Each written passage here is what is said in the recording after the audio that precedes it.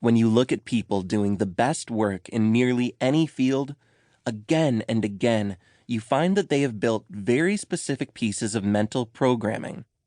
And that sequence of brain apps is an accelerator for success.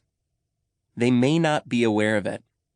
If their area of expertise doesn't involve brain science or psychology, they may have no idea what they've done to their brains.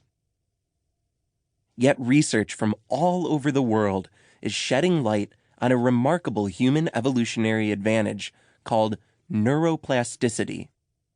The brain has a remarkable capacity for change and improvement. To be clear, this has nothing to do with that old, oft-cited chestnut about how we only use 10% of our brains. On the contrary, neuroscientists will tell you we do have access to the full landscape of our gray matter. From a biological perspective, carrying around 3 pounds of brain is costly.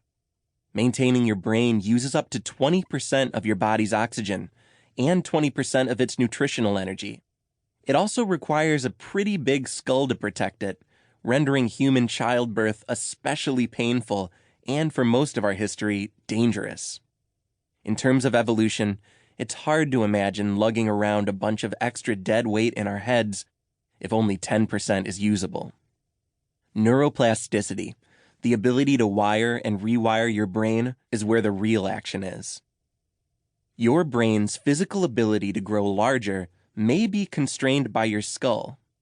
Still, the flexibility of your brain's wiring system leaves plenty of room for forging a near infinite number of connections, ideas, and thoughts.